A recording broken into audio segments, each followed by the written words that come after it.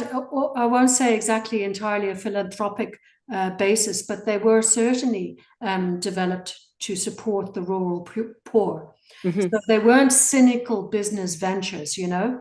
But when the time came to actually promote the Aran sweater, what better way to promote it than to present it with, you know, trailing the mythology behind it and carrying it with it. And then, I mean, when I started to look at some of the descriptions of the Aran stitches, I mean, that's where things really start to get kind of quite funny. Like it turned out that in the 60s, Heinz Kiwi, who was his family escaped from Nazi Germany, Hmm. and they set up in Oxford a wool shop and a textile artist shop. And Heinz Kiwi was a wonderful maker himself and was often doing wonderful knitting and embroidery and so on. And their shop was full of lovely things and lovely patterns and so on. Anyway, he decided to write a book about the Irish Aran sweater, having never visited the Aran Islands. And he made up this mythology, absolutely made it up out of thin air, that the sweaters were sending Bible messages for a pre-literate people, and that each of the stitches had biblical resonances. And if you look at some of the shops that were selling Aran up until quite recently, you would actually see the meaning of the stitches, and they would have Heinz Kiwi's version. The truth of it is, no one in Ireland actually had those associations, Hmm. Hmm. and or even recognized that, but it sort of didn't matter. And you know, actually Ireland was remarkably literate even when we were poor. Yeah. So the idea that we had to communicate through knitting is kind of laughable.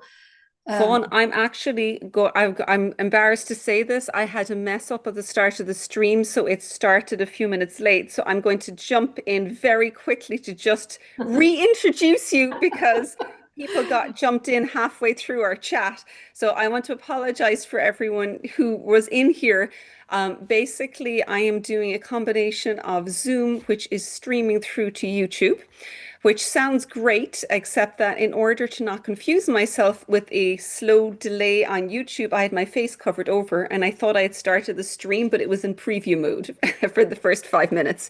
So I apologize for the complete mess up, but apparently that is seems to be the name of the game when it comes to technology. So I'm going to, for anyone who's jumping in here late, um, everyone except for Vaughan and me. I'm going to reintroduce Vaughan. Vawn Corrigan is the author of Irish and Aran History and Tradition.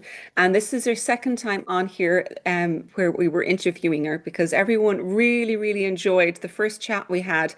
So we thought it was really a great idea to bring her back in again, particularly seeing as this year our Celtic Knits Club, the theme of it is Aran evolution.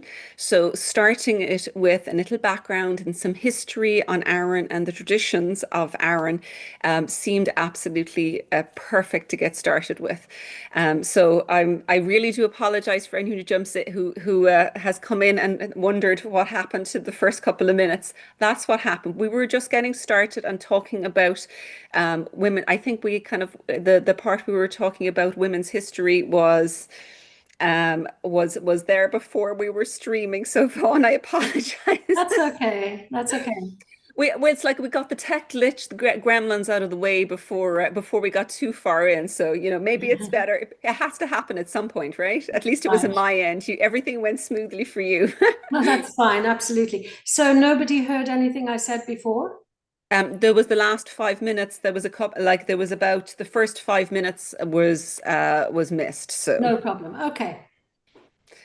um, Shoot. all right. Where what the fir- I had that we began the start of it taking a look at the history of Aran and how you came about to write the book was where we actually Oh, started at the that's very right. beginning. Yeah. Um, And I was saying that the Irish Aran sweater was the largest and most well-developed cottage industry that Ireland ever had. And when I came to research it from the point of view of not being a knitter, I didn't realize just how big a story it was. that there were thousands of people all across the country for whom the Aran sweater was an integral part of their life. And the number of people involved was huge, and the impact it had on communities that were poor, cash poor, at times of high unemployment is not to be underestimated. And because it was associated through government projects which supported the knitting industry, it was a little associated with poverty and women, and those two things are not, weren't considered of enough merit to gain the profile that they truly needed. And it's only in the last while that we've started to look back at our textile heritage and see. And when I do talks in the libraries and heritage centres, and I'm looking out over a group of 30 or 40 Irish people, anywhere from 50 upwards, nearly all of them can recall someone that was in the Aran industry. Oh, my auntie had a little business going, or the lady down the road was always knitting. And often I would say to the groups, do we have any professional knitters here? And there'd be a silence. And then I'd say something like, did any of you, particularly the older ladies, did you sell your Aran sweaters on the market? And the hands would pop up. Yeah. Professional knitter, you see, but it didn't have any kind of a respect at the time. But I do really think that that's changing. And the story was very interesting to me, how it shaped communities and what an integral part of life it was, Yeah, yeah. And I suppose as well, like where did, like obviously you're talking about on the island of Ireland, not just on the Aran Islands. Yes. So like how did that come about that basically the knitting from most of Ireland that was being sold as Aran knitting, even Yeah. though Aran knitting is such a small island? Yeah. Well, you look at the Aran Islands, they've got a very low population now. They have historically had a low population. There were times when they had more, but overall it's quite a small community. And when the Aran sweater took off, it took off like a rocket. Yeah. All of a sudden the demand was huge. And the demand was huge from America, but not just America. It was also Japan, Germany, Australia. And who was going to knit all of these Aran sweaters? It was not just the rural poor, it was also the urban communities in the tenements and so on in Limerick and Dublin and flats and so on and all over Cork and everywhere. And it wasn't just people that were, really needed it. It was a bit of cash on the side for a lot of women, Yeah. of all women of all Yeah. across the board. Yeah. So with that demand, it had to come from all over Ireland. Well, at that time, there was a very high standard of knitting in Ireland. Knitting was taught in schools. And if you look, even just glancing back through the magazines, if you want to have a look back through archives and so on, a lot of more things were knitted, like in the 1950s, for example, from gloves and hats and coats and dresses. And, you have to kind of put your mind back before a lot of the fabrics that we now take for granted. So there was a high standard of knitting. There was a lot more things that were knit. And so there was already a ready kind of cohort of people that were ready to step in and form teams. Yeah, and and I think a teams lot were of quite pride big. in their ability as well. Like a lot of women took a lot of personal pride in their, what they could knit and the creativity of it as well, I think. I think that's a very interesting point in relation to the Aran Islands, because if you go there and you also have to go there and then put yourself back in the past a bit, and imagine that the women had very few outlets for their creativity. So wool was plentiful, and there it was, the perfect medium for which to express your individuality and your creativity. And so it really was a very personal, a highly personal thing Yeah. that just sprang out and became global, sprang Yeah. out and became global, but originally very personal. Yeah. Yeah, yeah, no, it's incredible. And it echoes quite a bit with like Kenmare lace where I've been down and the story they tell about the development of the lace in Kenmare. It was, for a lot of younger women, it was a means for them to escape poverty and to actually earn a living so that they weren't forced to marriage, forced to emigrate. They actually had their own money and they were able to make their decisions. It gave them a lot of autonomy, Yeah. um, And I which is, think that in the case of lace, particularly because it was introduced in the darkest chapter of Irish life after the famine, yeah, uh, and very much had a philanthropic basis, yeah. was the closest we had to a fair trade project. It paid the passages to America for countless women. Hmm. And then when they went over there, they got jobs as domestic servants and they began chain migration. And so they left the lace behind. But like Clone's crochet lace and the crochet lace, which is probably our most surviving, our Yeah. strongest lace in terms of, because it's a little less time consuming than some Yes. others. But they used to be called famine hooks. Oh, I've never Yeah, heard that. famine hooks. Yeah. Hmm. So there was all of that association. So, but when you talk about the agency given, I think that's also another part of the Aran story, Hmm. is that like we look back and we see that there were certain characters who developed the Aran story. For example, in the 1970s, Pádraig Ó Síocháin in the west of Ireland. But what you don't see is the countless women who cut out the middleman and actually went over to America with samples of their knits, brought them around, then went back and got all the women on board. You don't see that. That's incredible. You don't Yeah. see how many people, like I met a woman at one of my talks and she said, my husband was unemployed and I paid for my whole wedding out of knitting money. Oh my gosh. So That's it incredible. mattered, but as you Yeah. say, it wasn't just the financial element. But before they were knitting Aran in Donegal is obviously one of our real textile hotspots Yeah. because the Donegal people, were already doing embroidery. That was very big over there. They were knitting Fair Isle before Hmm. the Aran took off. I had heard that when I was Yeah, talking with Di Gilpin from Scotland, and she was talking about Fair Isle and the fact that yeah, like a lot of the Irish were also knitting Fair Isle. So it was a precursor to Aran, really, to a certain extent, yeah. the idea of knitting Knitting for for an money. income. Yeah, And then when the Aran took off, it just swallowed up everything else. yeah, Like if you look at it from that point of view, the Aran style of knitting didn't just swallow up every other style in Ireland. It kind of swallowed up anything that had a cable. So like, yeah. if You're you look at totally right, some, actually. it like if it's got a cable, it's Aran. Yeah.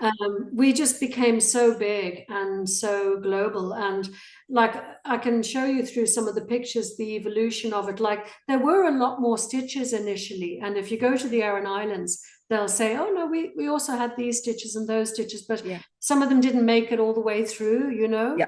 They they didn't got make the broken cut. down, didn't make the cut. The historical Yeah, cut.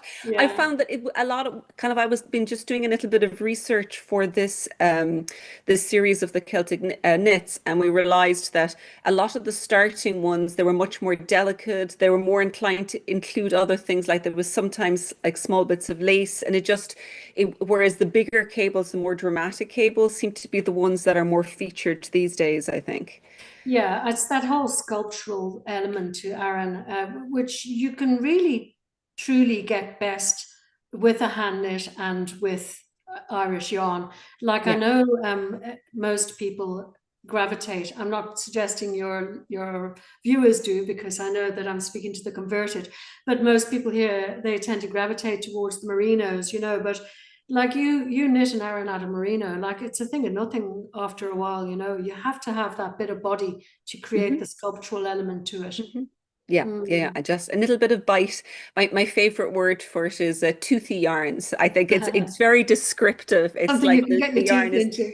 a little bit more grip to it, so that it gives you a much more sculptural effect. Yeah. And But then the knitting also went hand in hand with the weaving.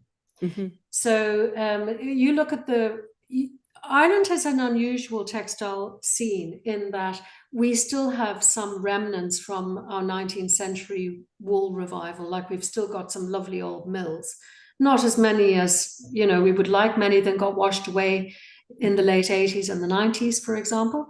But we still have something. And when the Irish government took over, when we got full independence, we had already had textile businesses had already been supported as a way of providing employment, because we didn't have an industrial revolution. We had very little industry. Yeah. Don't forget, we didn't have tourism, really. That's right. Tourism only started in the 70s, and even then it really didn't take off. You know, we got very smart at it very quickly, you know. Yeah. But like there wasn't tourism. So like look at the ways people could make money. If you had communities which were largely agrarian, textiles were a very good fit because they had the sheep there, right?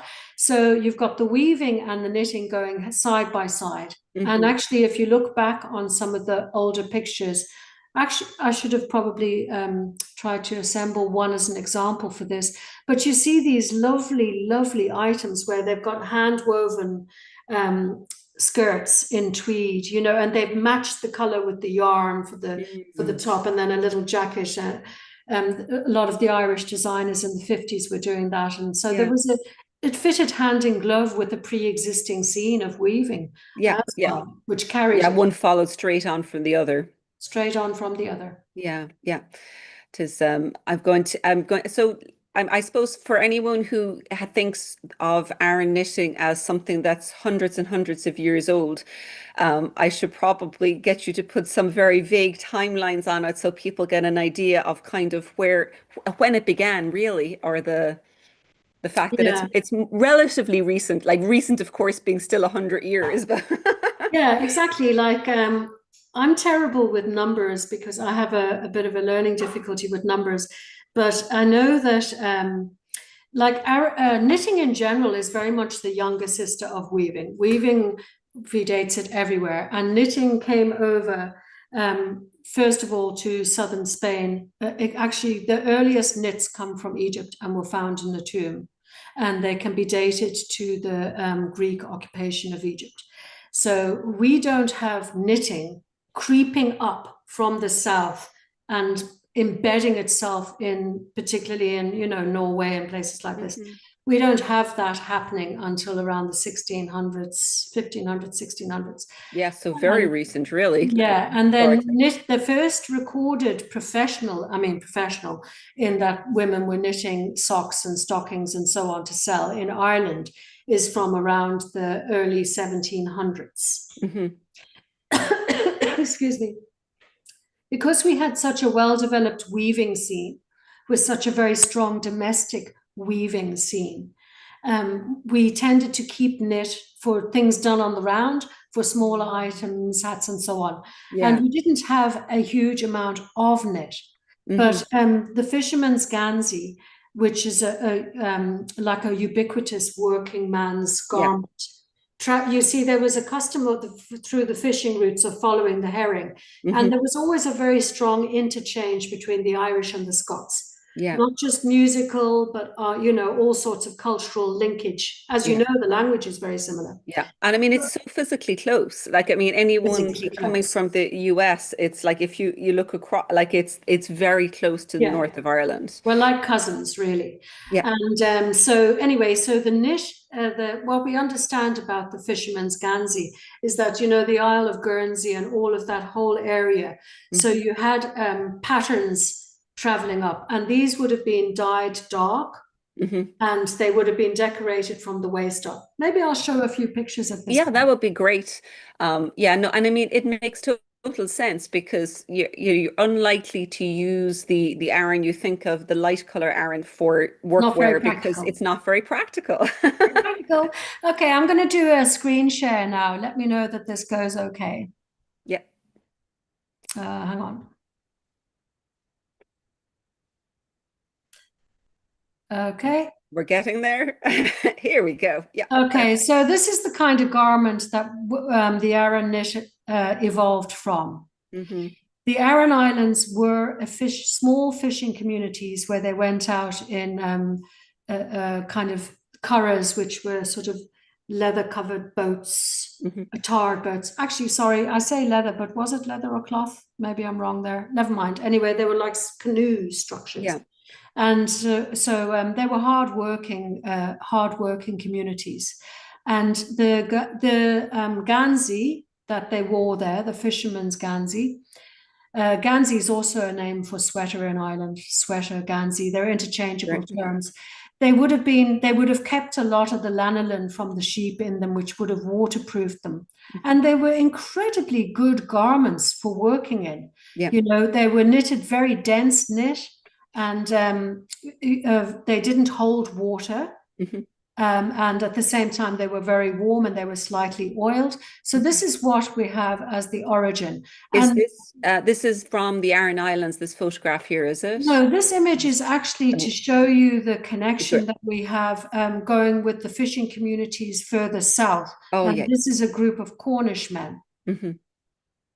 And actually, there's Jean Long here in Cork on Cape Clear. She is involved in the Gansey project, where there was somebody from one of the herring routes had reproduced one of those Ganseys, and she reknit it, and it's just an incredibly tight gauge. Yeah, that's right. This is an image from 1928. If this image was color, those Ganseys there, or sweaters as you like, would be dyed dark blue. That was traditionally. And the belt that you can see around their waists is actually our oldest, it's a remnant of our oldest national dress, if you like, because in ancient Ireland, people wore cloaks called brats, and they had a kris, which was a loomless woven belt around their waists from which they hung weapons or bags and so on. And that's what you can see the fishermen wearing around their waists there. Now, you have to jump to, this is bawn. So bawnine is an undyed white cloth, undyed woven cloth. And the name bawn means white, bawnine, of white. And it was traditionally worn by the men in the west of Ireland, but it also had another association in the Catholic Church of purity, Holy Communion and confirmation. White was the color. So the women would knit these much more complicated sweaters for their lads, for their communions and confirmation in white, in undyed yarn.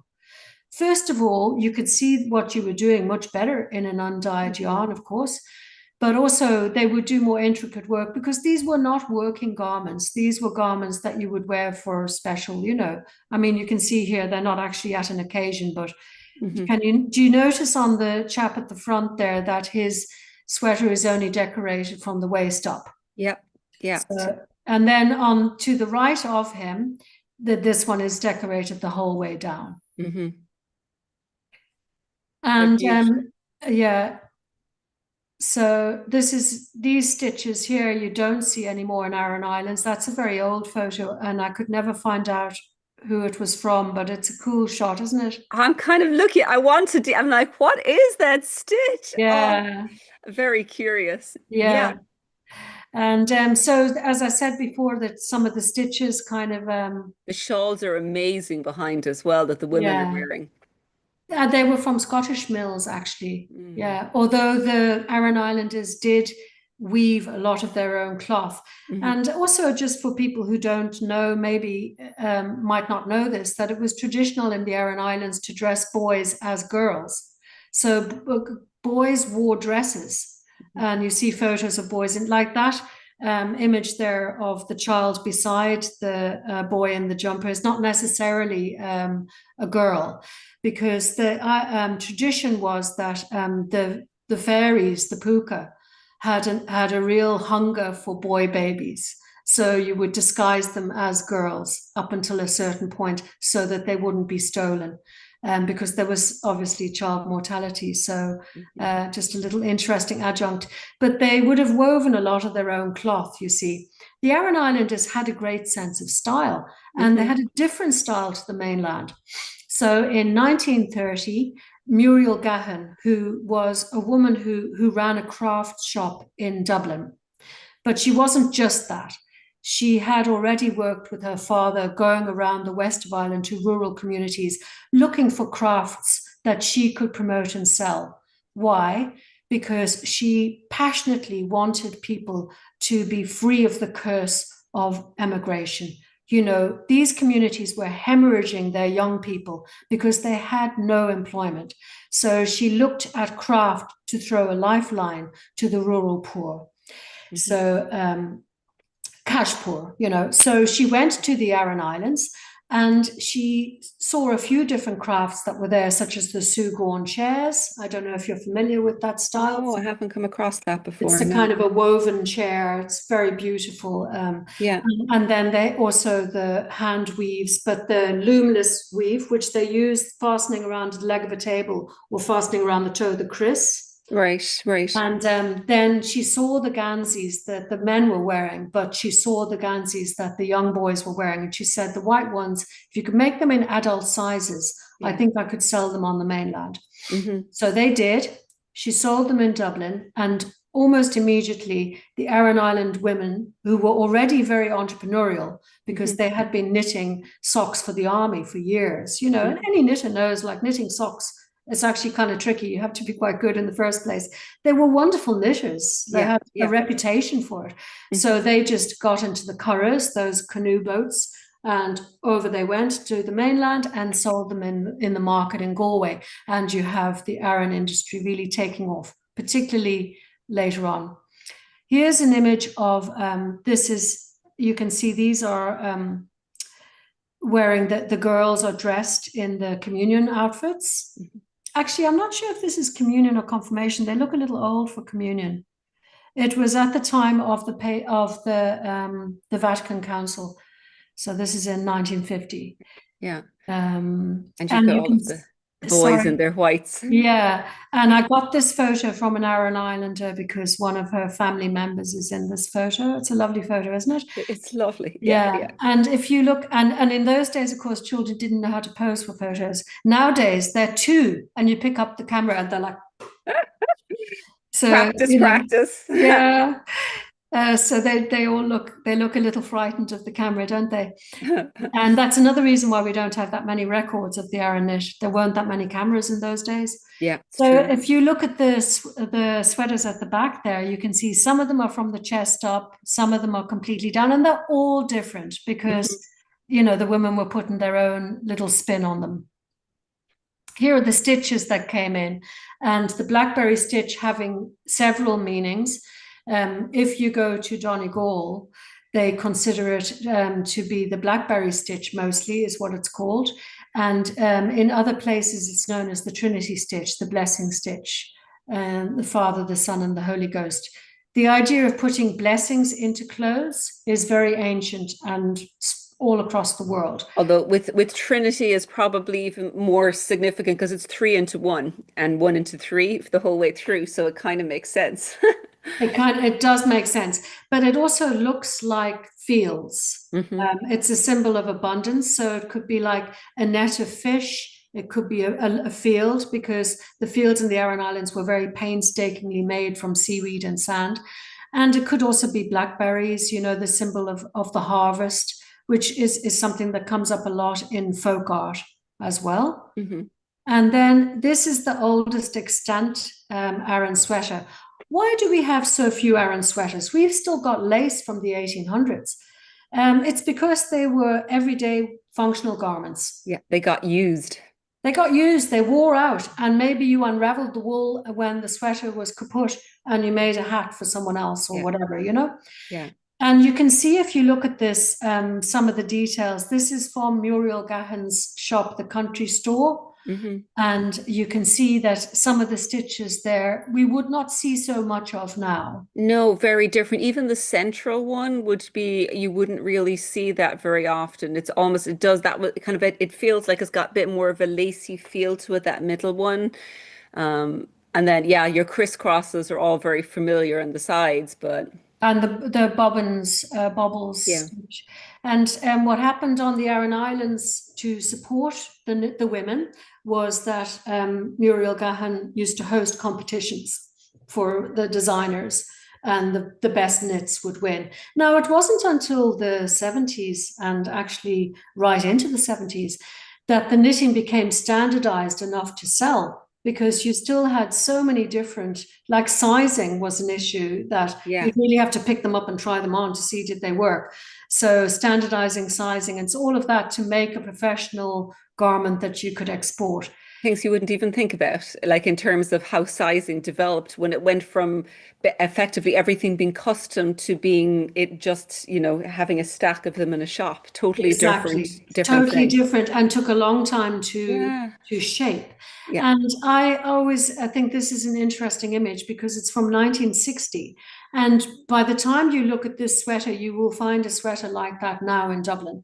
So Yeah. we've hit a point where we've got a classic design, and it really doesn't change a whole lot from here on in.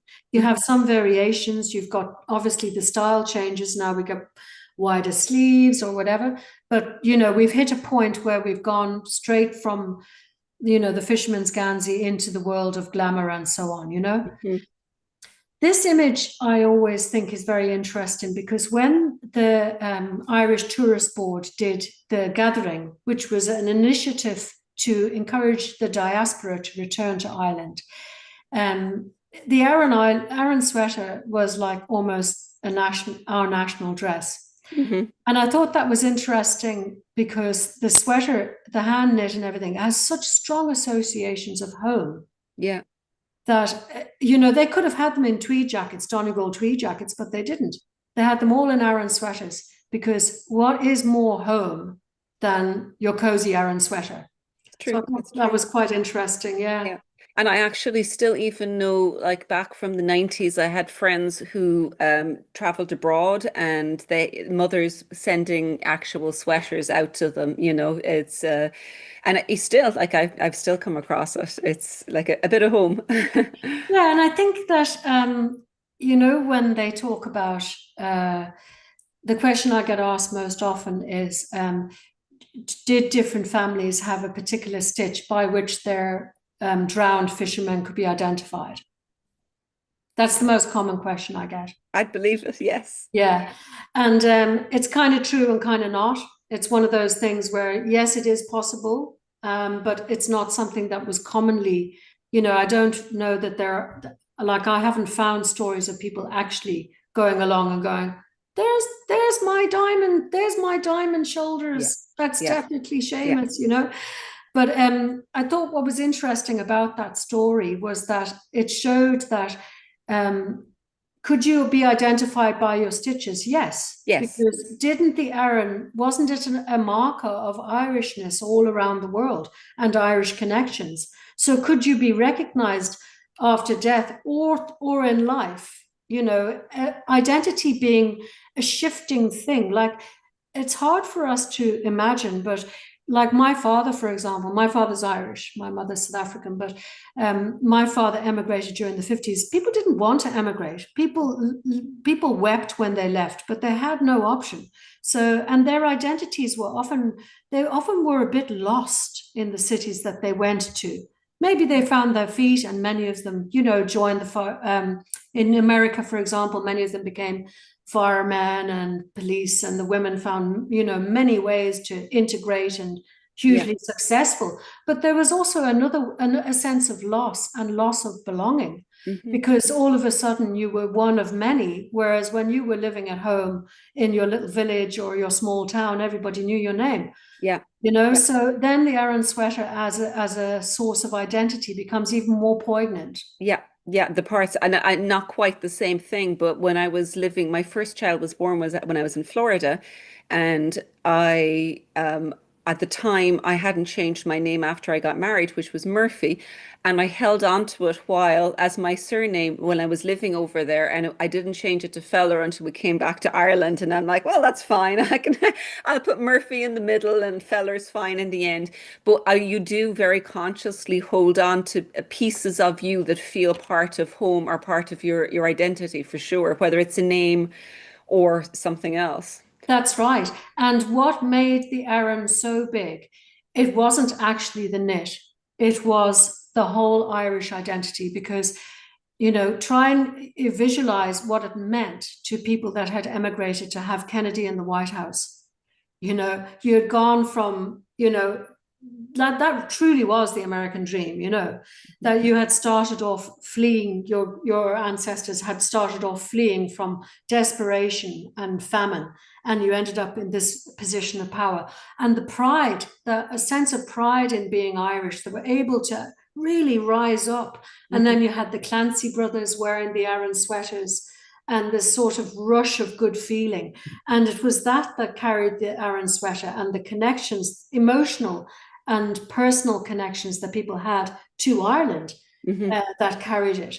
And like you see here, these two pictures of Aran sweaters being used in weddings. And this is because the meaning in the stitches. Now, I'm not crazy about a woolen dress, because by the end of the day, it's down around underneath your shoes, right? Especially if it's knitted in heavy wool. But Yes. like the idea that the meaning is transferred through the blessing through the stitches is a lovely one, and that's another very appealing element to it, I think. Yeah, and I think they look great. And now we have the Colin Burke. Yeah. yeah, and you have this rather sad looking model there, but when we were younger, models always used to have to look Do happy. you know what just Now occurred they to all me seem is to have to look sad. the stitches in his sleeves here are very similar. Do you remember that one we were looking at the earlier on? They are, but I'm not certain that's not crochet, because he mixes crochet and It knit. might be. I can't see it close enough, but it visually with the with the opening Yeah, on and off, it there's an does have that echo. same That's feel right. to it. And it may very well be that, you know, Um, you know, because he definitely did his homework on that. mhm. And so now you've got this, you know, the way, let's put it this way, you know, the way in the 90s, it was nearly cheaper to sweep up your acrylic clothing off the floor of H&M and Zara and bin it than it was to pay someone to put it on a hanger. People were buying, buying, buying. There was a kind of an obscenity to it, and mountains of fabric waste, and, you know, women with buying a new garment. And young women were being groomed and pushed into this version of reality that they needed a new outfit for every week or whatever. But like the younger women nowadays, like they're just not like that. There's a different vibe. A People lot of people are into thrifting, and the fact that vintage are has into become so popular thrifting. as well. They're into making. There's a love affair currently. It's almost like, you know, the way there's a folk revival in music and people go back to the old instruments. I think it's something like that. And I think it's a very optimistic time for makers. Mm. That's tis that one is so lovely. Very different, and it's actually a very good feel for what you can do with Aran. The idea that the place you start and the place you end up isn't always going to be the same, and it's something that's in a continual state of change rather than a static tradition. Because that's the whole thing, isn't it? A bit like with the language. Languages are only, when they are alive and they're living, they will keep changing. Yeah. It's not going to be fixed. And for Aran knitting and for knitting in general to be alive, it's going to keep changing. Every time you look at it, it's just something going to be a little different. It has to keep changing because it's a living tradition. Yeah, exactly. And that's the beauty of it. And like also what I really liked was Aran in the house. And I think it looks absolutely gorgeous, like chunky knit Aran cushion covers and things and Yeah. throws. I It's agree. It's gorgeous. so Yeah. nice. Yeah. Yeah. So that And it like, then, because all people don't always want to wear heavier garments, particularly if you run hot or you've got very good heating systems in the house, but having it as a decorative feature and a house feature is a lovely way of actually bringing it in as well, for sure. yeah, Yeah. yeah. Um, and I'm also partial to the any of the mills, because they do such good woven blankets as well. Every time I end up going into one of the shops, I have such a hard time resisting not coming out with another blanket.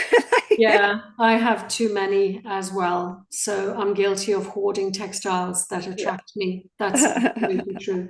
And then just a side point here, which I think is an important one, is the role of designers. And, you know, if it wasn't for the designers coming up with great designs that were attractive and interesting to people, there wouldn't be much of a story. It's a bit like music. If you don't have the singers writing the songs, Yeah. you know? So when we have designers that have taken the elements and made it their own and brought it to a new place, they actually play a far more significant role than people may realize, because we need that vision and that creative edge, you know. Yeah. People like yourself, for example. It is. Well, I think that yarn by itself, it just sits there. It has to, you have to do something with it. And like particularly like originally with contemporary Irish knits, when I did that, it was looking at the reason I actually jumped into it is the mills themselves were producing these wonderful yarns, but there was not, and they were not producing any new patterns. So while they were doing woven blankets and they were doing a small amount of ready-made to wear pieces in the shops, there was no patterns being produced. So the actual yarn sitting there for hand knitters were sitting unused because you couldn't see what you could make it into. It was not, it kind of, they had lost part of the process. So to me, yarn comes to life when you knit something with it. And ideally, if you make a pattern, it means other people get to knit it as well. Yeah. And if you go back in time, there used to always be a pattern in the newspaper. Yeah, I know. And Yeah. magazine, I mean, there's a handful of magazines that will still do it, but they're few and far between now. Yeah, there are. And I think that schools have their role to play in. I'm interested in craft generally, not just textiles. And, you know, for us to appreciate craft, for the next generation to appreciate craft, they need to get their hands on it. Yeah. And I think getting their hands on a bit of wood or getting their hands on something that they make of their own, you know, different, you know, they've shown with electrodes, different parts of your brain light up when you actually make something with your hands. Like it's part of your development as a human being. Yeah. So like the closest many children get to that is if they have an opportunity to cook, but they don't have much of a chance to really get their hands on our crafts. And if our crafts were taught in primary education, you know, and they all had to sample our different traditional crafts, we'd stand a much stronger chance of people thinking when it comes their time to make their decisions, what they do with their lives. Why not be a craftsperson? Yeah. Why not take that route? You won't take it if you don't see it. No, it's true. Very important. There was one question came in here from Kirsten. She said, it seems like even though those sweaters sold to tourists as a clan design may not be true, but the Aran style is still absolutely part of Ireland's identity. Yes, but the clan knit design was Rosaleen Hegarty in Donegal is largely responsible for the clan knits. She decided that since Scotland had tartan, we should have clan knits. And it was her who originated it, but she didn't patent her concept and she lost the ownership of it. And it went every which way. But when she originally designed it, she went on the fact that in Cork, they tended to do more of this. And in Donegal, they tended to do more of that. This was a Cork name, that was a Donegal name. So it did have some actual tenuous threads. Right. I use the clan knits. I think it's a great idea. Yeah. And when did she do that? Was that around the same time that Aran like would have been starting, or was it oh no, it was relatively recently in the whole Okay. timeline. Maybe it would have been gosh, actually I'm going to hazard a guess and Yeah. someone can correct me or I We, could call her and ask her. we won't pin you to it. I think it was sort of around the late 80s, early 90s. Right. That sounds about right, Yeah. I'd say. Yeah. And I mean, it would make sense. And that was actually more or less, unfortunately, at the same time that hand knitting of Aran's moved to China and so on. And we sort of lost the run of it. Very Yeah. hard to control anything like that. Yeah. You know what? There's no problem with that, but let's just be honest about it with the labeling. Exactly. And I think it is getting a lot better, I think. That I mean, like shops you go into now, they do have areas that are specifically hand knit, and they've got like the fact that a lot of the ones, if they are from the Aran Islands or from an Irish knitter, they'll usually now have the person's name, so that it's tied back to somebody. Oh yeah, it's much better now than it was, and there is real traceability, and traceability is becoming increasingly important. I think so. Yeah. Through food, through textiles, through everything, because we want to know how things are getting made. It's important. It matters, you know. Hmm. Hmm. Yeah, it matters to Yeah, us. yeah. Yeah. That's I'm looking through Kirsten, who had said that said she knit her husband a Cavanagh clan sweater to honor his mum's hometown from Cork City, and he treasures it. Oh, beautiful. And Lovely. Mary is saying, "What a fantastic program! Thank you." So there you go. Oh, Carol wants to know, is all of this in Vaughn's book? yeah, I There's suppose. like a lot of the photographs, like the, yeah, there's a lot of the photographs that are Yeah. going to be in There here. were a lot of photos that I couldn't include because I couldn't get copyright of them. But Yeah. for example, some of the very interesting things that contemporary designers have done with Aran. Hmm. It's very hard to get those images, and they would Yes. have, shown us the way Aran was sort of exploded, and elements of it were used everywhere. But sure, Yeah. anyone with an interest in knitting would have seen that. Yeah, and can kind of look in and take a look at it. But yeah, thank you so much. It's been, as always, it's just a pleasure. I could sit and listen to you for hours. So anyone who is on here and is still listening, just in case you're wondering, our Celtic Knits Club for 2026 has just gone on sale. If you're on our newsletter, you'd have gotten the newsletter, I think, while we're talking. And there's two different color options this year.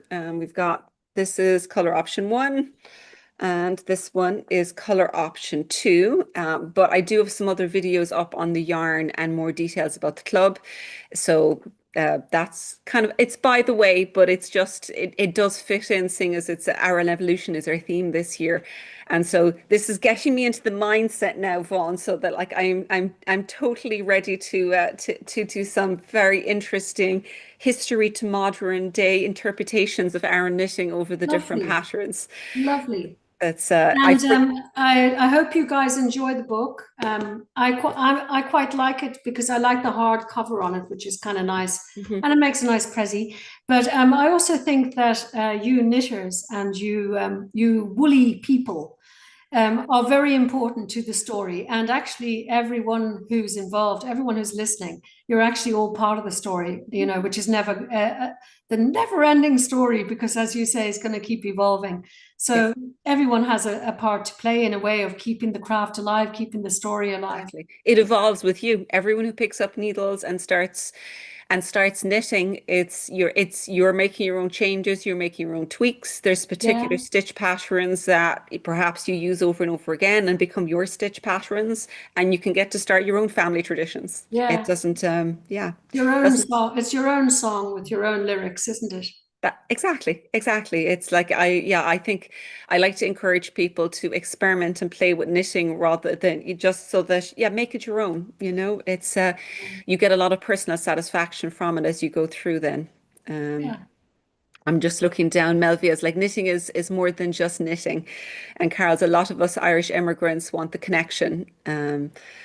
So Yes, I think absolutely. Knitting is more than just knitting. And I would go further and say craft is more than just craft.